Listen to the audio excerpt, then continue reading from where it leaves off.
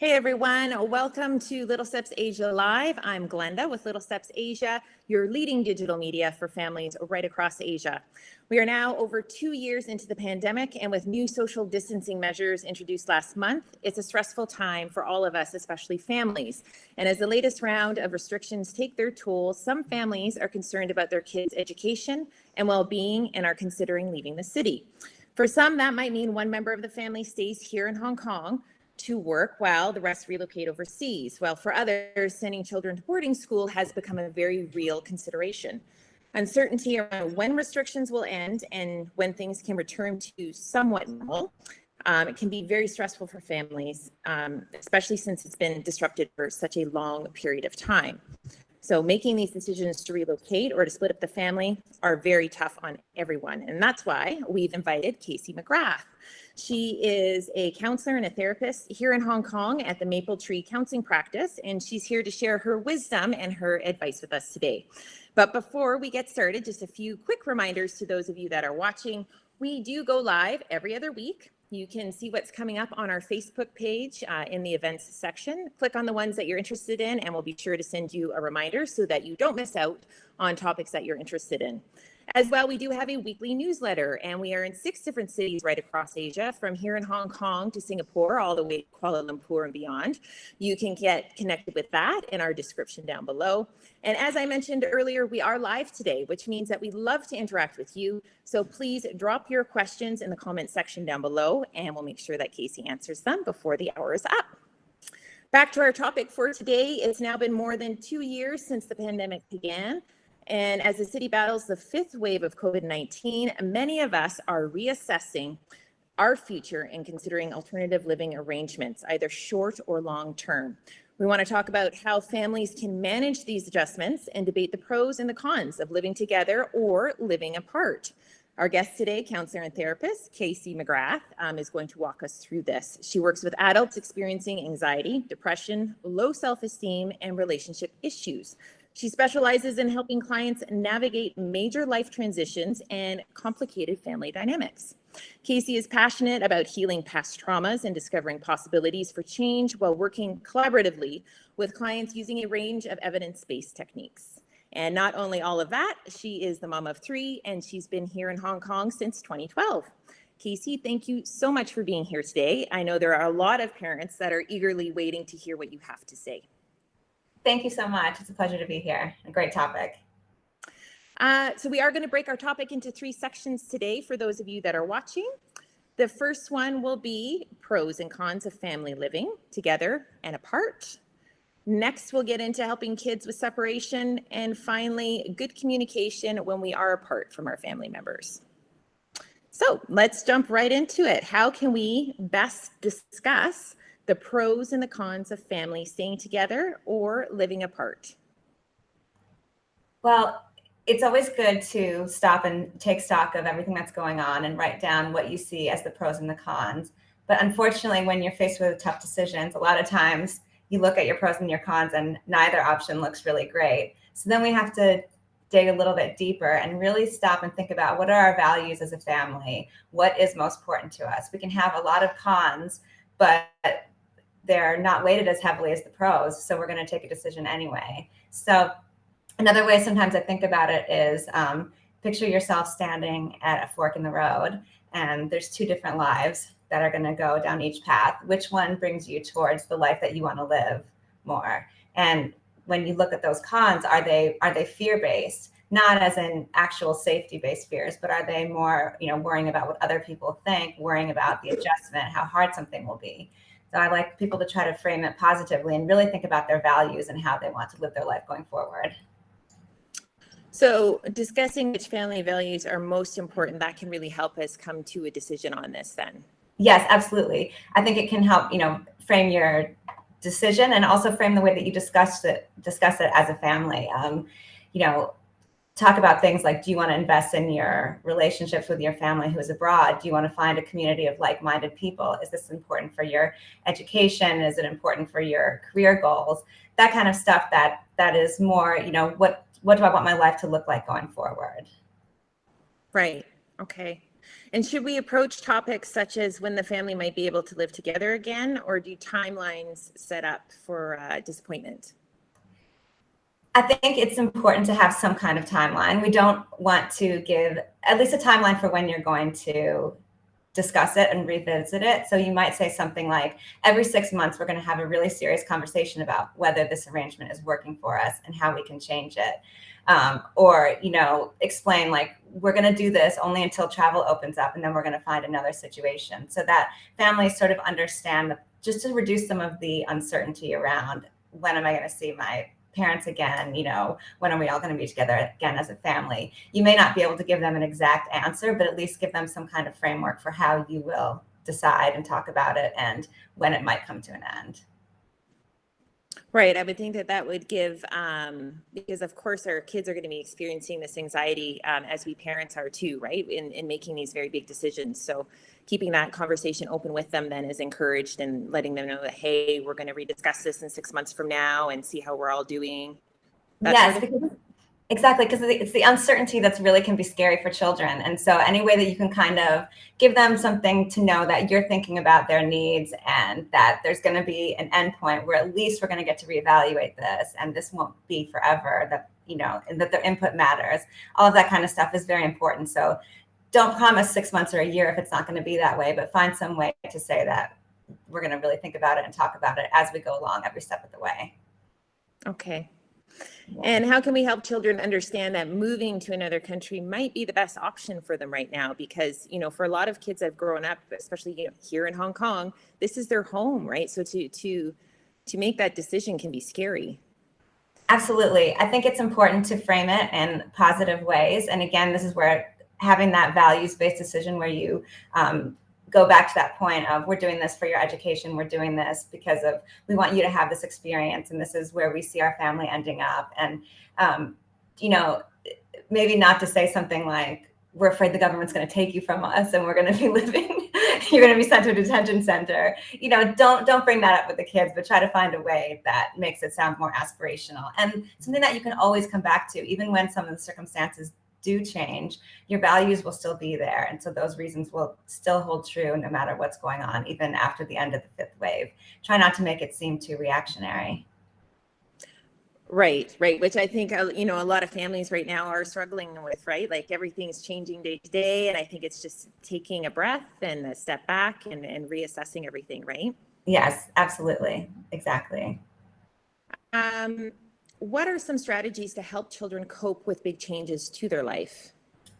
Because whether you choose to stay or families choose to relocate, like either way, they're dealing with stresses day to day, right? Absolutely. It's stressful either way right now. And I love the analogy of when you're on an airplane and the flight is really turbulent. As passengers, we look at the flight attendants and we see, if they look calm, then I know that I can be calm. And I think that's really true with our children. If we can provide that game face, be very solid for them, be their rock, and not show some of the uncertainty that we may be feeling at times, that goes a long way to helping our children. So, I like to keep in mind that children really kind of fundamentally just require three things from us. They need to be safe, loved, and understood. And if we can kind of help them with the safety part by monitoring how we look in response to certain situations and how we first react, that's going to go a long way to help them cope also. In providing security for them. And I think also too, right, helping them to learn how to deal with these stressful situations. Like they're absorbing everything that's going on around them right now. Yes, definitely. And I think incorporating them into a discussion about family values is also really helpful. I have some clients who have done sort of like almost like a vision board or kind of poster where they go through. We actually have a family tool for this, which is on our website. I think we can talk about it later, but that where we can kind of come to as a family to like name your maybe top 4 values and create kind of a poster, a piece of artwork around it, and to remind them that, we have a family identity, we make these decisions together, these are the things that we agree on, and go from there, just to kind of help some stability and framework around the decisions. And I assume that that's for younger children as well, correct? Yes. To really give a visual. And in regards to older children, like my children are 12 and 14, right? So it's a very different conversation to be having with them. What are some strategies to help them cope with that? Because I know they express it a little bit differently than younger kids do, for sure. Absolutely. I mean, I think that they may roll their eyes at some of this talk about values, but it's still an important discussion to have. And they may have a little bit more autonomy. I mean, this may be where their values might be separating from yours a little bit. So it's important to sort of ask those questions and get more of the feedback about what they're feeling. With younger kids, you can frame the discussion a lot more easily. With older kids, it has to be more of a back and forth, and that can be a bit challenging at times, but it's the parents' duty to do that. So you just got to try to stick with it, even if it seems like they're not interested. Right. Okay, well, that leads us into our second topic area, how to help children with separation. So for families that are seriously considering, separating the family, either having a parent stay here to work in Hong Kong, or even some families are considering right now boarding school, correct? So how can we help children understand why the family may have to live apart? Again, I think it's important to not try to focus on the fear or the uncertainty, but to think about the larger family goals and where this is taking them. It's also okay to be a little bit of a salesperson. If you know that your child loves skiing, you may casually start dropping in some lines about the opportunities that they'll have for skiing wherever they're going and stuff like that. So try to appeal to their interests and try to make it positive, and also to be resolute and confident and like at peace with the decision yourself, because they'll sense if you're not. I like that, being a salesperson with them, right? Highlighting what's the exciting part of it, what's going to draw them in, right? Yes, exactly. Could a family motto or slogan help remind us why we are doing this? And if so, you have some examples. Yes, I think that it's a great idea to come up with a family motto. Again, some of the teenagers may roll their eyes, but I like the simplicity and the repetition of it, that, it really does, the things that you say do get internalized. And so something simple like every new adventure makes us strong. And you can kind of always come back to that and repeat it when times get tough. Think about something that ties to resilience, or we show our love and our strength no matter where we go. We're an international family. We're always growing and learning, something like that. And you can play around with it and have your kids even join in and try to think of something that relates to you. Like my son actually thinks that he has superpowers. So we would say we can use our superpowers to stay close no matter where we are. Something like that. Love it. That's great. Yes. And I think it's something that they can reflect on when they're in their own private moments, right? Going through all of the change that's happening right now. Yeah. They can come back. Absolutely. Almost like can become like a mantra. Yes. Totally. I love it. Are there any subjects that we should avoid talking about with our children? I think we want to be careful not to burden them with the challenges that we're feeling as parents. So resisting the temptation to say, when your kid is having a moment, to say, do you understand how hard this is on me? It's very hard. It's very hard to develop the coping strategies to separate yourself from your kids when you're all in it together. But try to reduce that uncertainty for them. And it can be very scary to them if they feel that their parents are not okay or are really struggling with the decision. So keeping that in mind is the most important thing. Okay. And how might a child react to the family unit being broken up? And how can we speak to reassure them that things will be okay? Different kids are going to respond to this very differently. And you may think you're children, but it may surprise you how they actually respond, for better or worse. You just have to kind of weather the storm with them if they're going through it. You may spend all summer with them, sure that school's going to be terrible and they're not going to make any friends. And then on day one of school, everything is great and you never have a moment again. So it's really about kind of developing those coping strategies, working on resilience, making them feel, I always go back to feeling safe, loved, and understood. Repeating back what you hear of them saying to you about their fears is really important. And if you need to, bring in a counselor to help them develop their own sort of toolkit of what to do when they are feeling anxiety. Right. No, that's the really great options. And I think I really liked what you said there about repeating back to them what they're saying. I think also too, sometimes, we're dealing with all these stresses and big family decisions. It's important, especially I know for our older kids, that they feel heard. Yes. And we usually think that we do understand them, but we forget that step of actually saying it. we are always as parents thinking about what our kids are feeling, but they don't know that we know what they're feeling. So we need to actually say it to them. And that also leaves room for correction, which especially with teenagers is important because they think that nobody understands how nuanced and complicated their minds are. So we have to give them the chance to say it and then also to hear it back to affirm that we understand it. Very good. How do people make living apart from other family members work? Could you share some strategies? Because I'm sure a lot of people that are considering this, it could be the first time that they've separated their family. How best to go about that? I think it's important for everybody to remember and keep in mind that there's no one best way to raise a family. There's a lot of different arrangements that are going to work, and you can make it work no matter where people are in the world. And however long this period of uncertainty lasts, like it will be okay. And so to really internalize that. And one of the things to, in terms of just some small tips that you can do, try to keep kind of a predictable schedule for communication. Again, anything we can do to reduce the uncertainty that our children may feel, any ways to add in predictability. You have to have open communication. When you lose the nonverbal, when you can't read their body language, you have to just sort of ask more.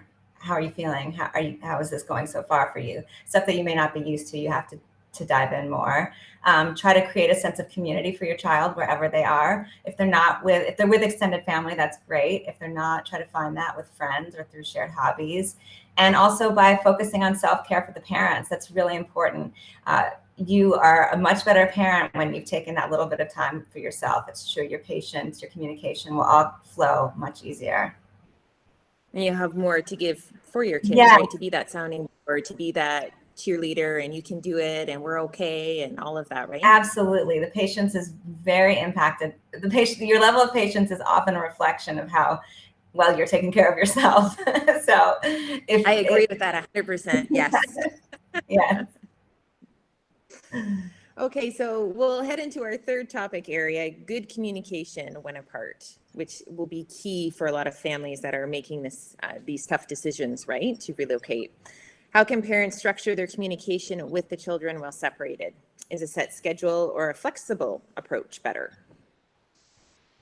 The predictability of a set schedule is good for children, but we also have to be realistic about what the parent's work schedule is like. And we don't want to set a kid up for disappointment. So if that means some kind of combination where every Sunday night we do a longer check-in on FaceTime, and then that's mixed in with ad hoc text messages and phone calls as we're in the taxi on our way to or from work, then that works too. So we want to the parents should try to be on standby as much as possible too, particularly with teenagers who they have a moment of time where they want to talk to you and then that moment passes. So don't miss it.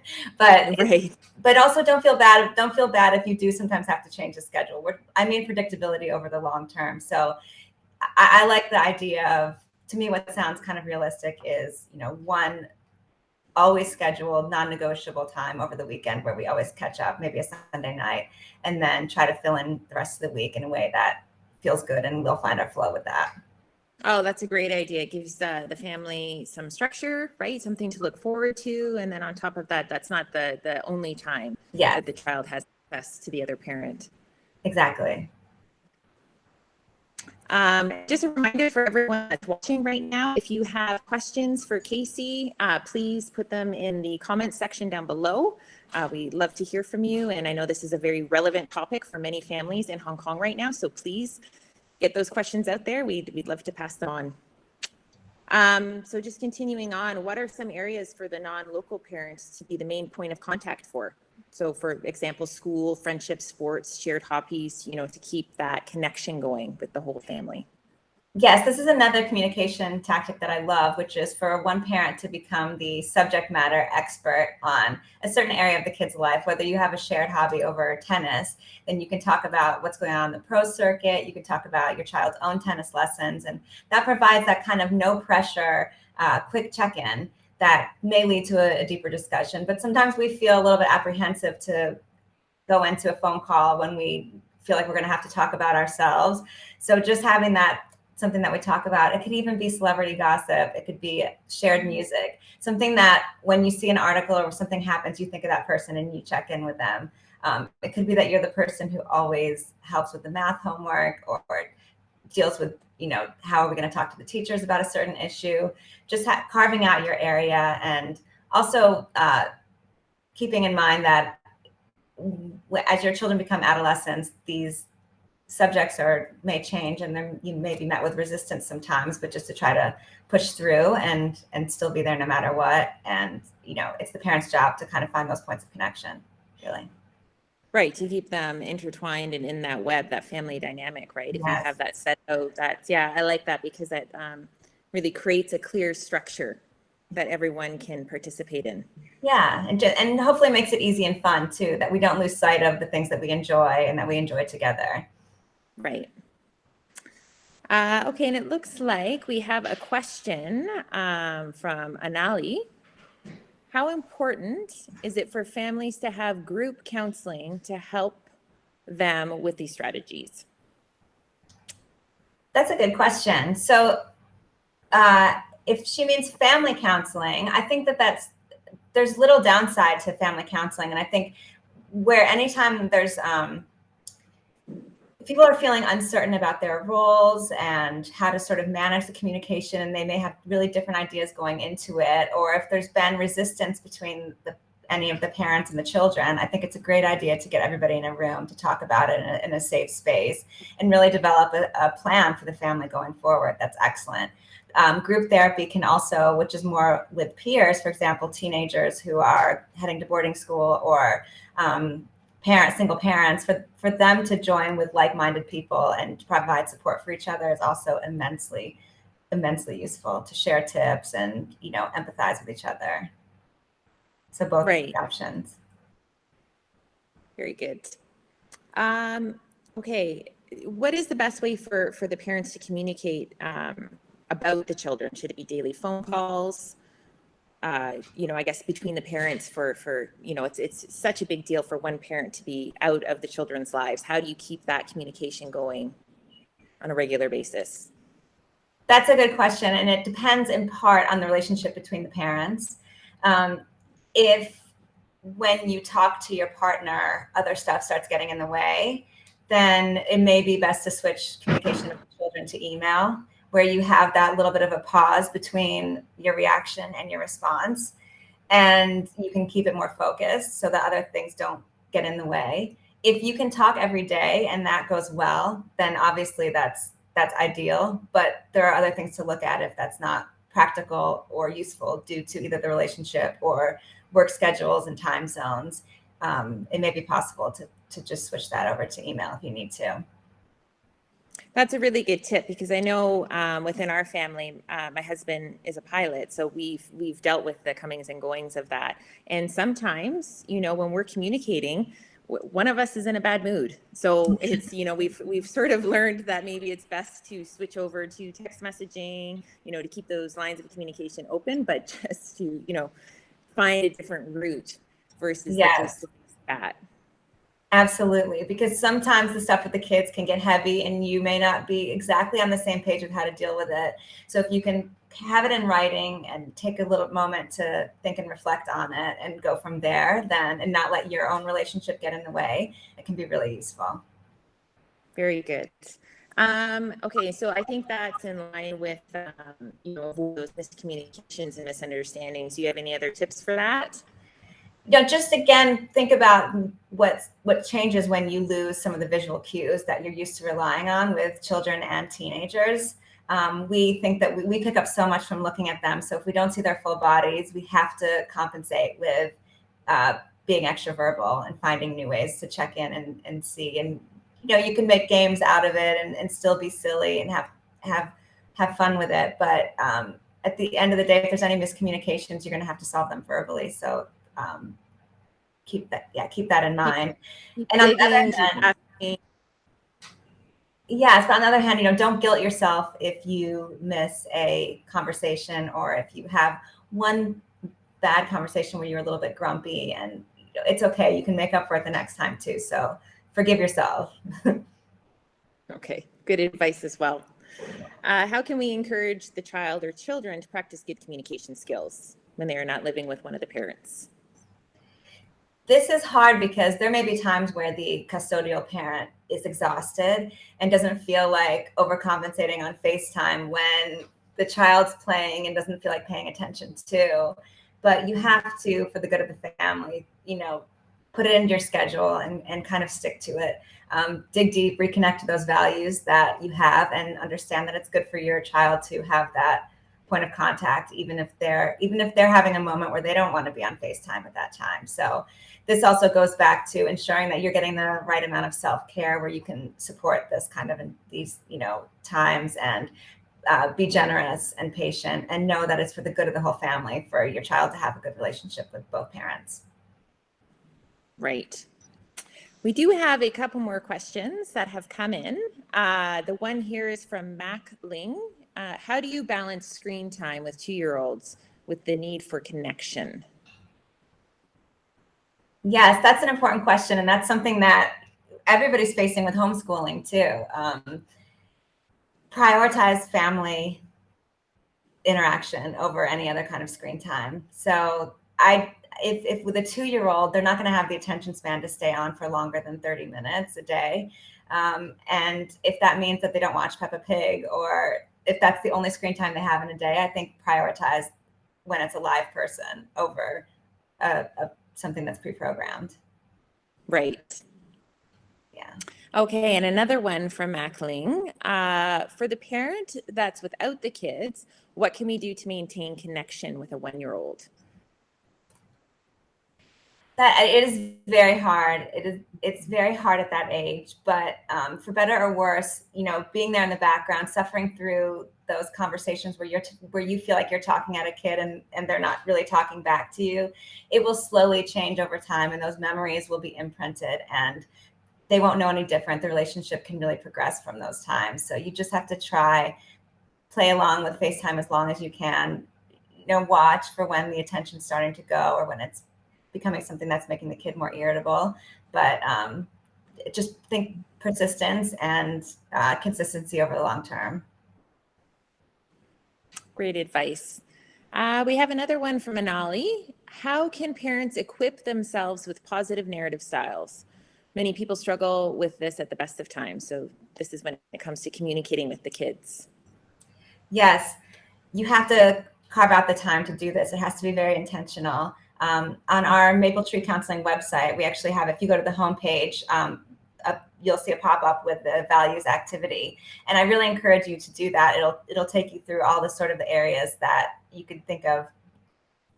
It has tons and tons of values listed, and you can kind of map out where they are in your lives. And I think that can be really helpful for framing a nice positive narrative for yourself and sort of imagining the life that you want to have. And of course, developing the coping strategies to set aside some of the anxiety that you're feeling when you need to, so that you can keep that positive vision. And counseling can really help with that too, of course.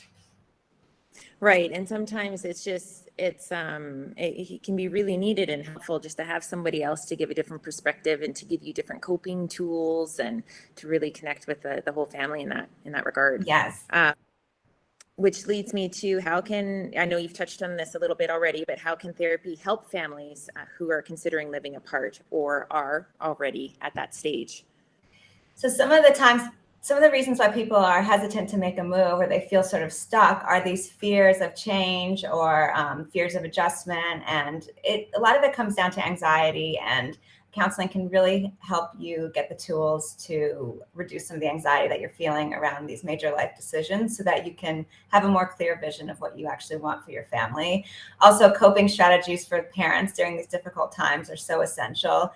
You want to be the parent that you can be, but you have to develop some kind of techniques where you can set aside your frustration and your anger and have a positive outlet for that.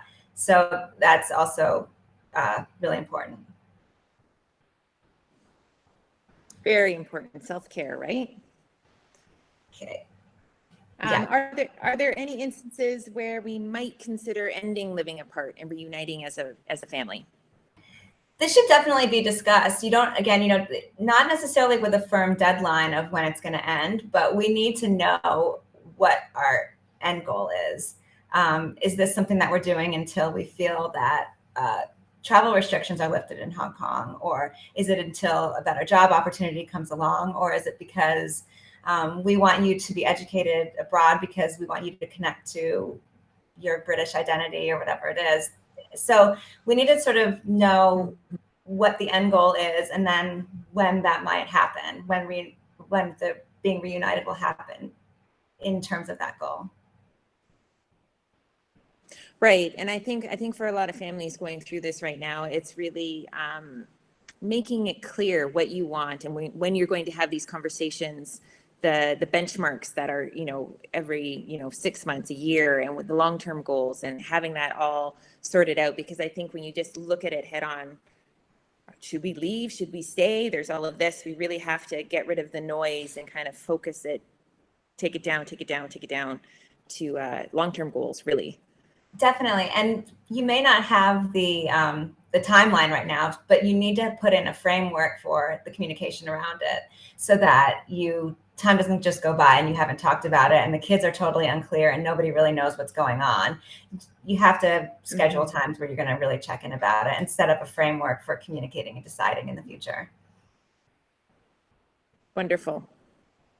Thank you so much, Casey. I'll just check in once again for anyone that's watching. If you have any questions, please put them in the comments section down below here, and we'll have Casey answer them for you. Or if you're watching this and it's already aired, we'll definitely get them to her and get you some answers.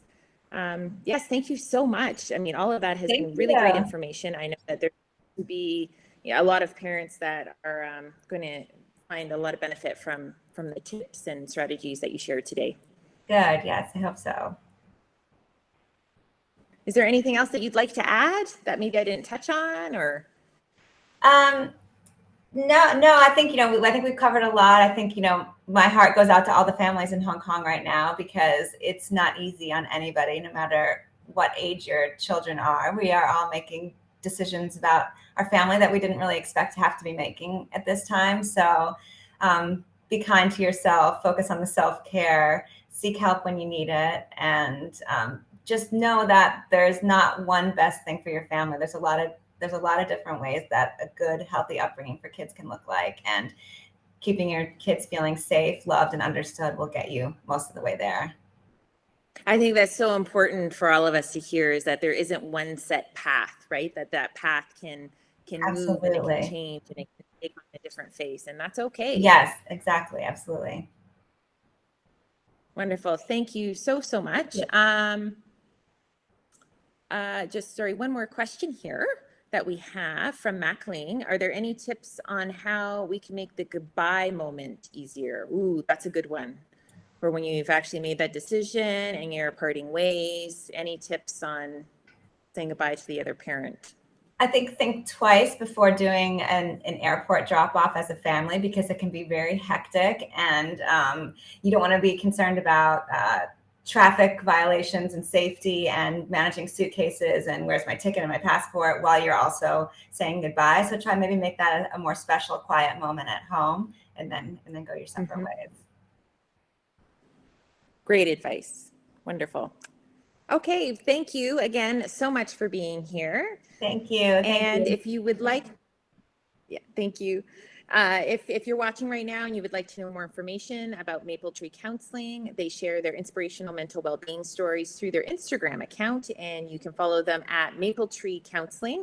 And for those of you that are new to therapy, Maple Tree offers a complimentary 15 to 20-minute pre-screen call to help decide the right approach for the client. This can be booked directly through their online client portal, Maple Tree Direct. You can also check out their website at mapletreecounseling.com. So that wraps up our conversation for today. Thank you, everyone, for joining us here at Little Steps Asia Live. We hope that you took away some really great information here today. And if you'd like to see more videos like these, you can subscribe to our YouTube channel or one of our many social media platforms, or better yet, you can subscribe to our weekly newsletter. Little Steps, we are a library of resources for families right across Asia. And until next time, bye for now. Thank you. Thank you, Casey. Thank you. Bye-bye.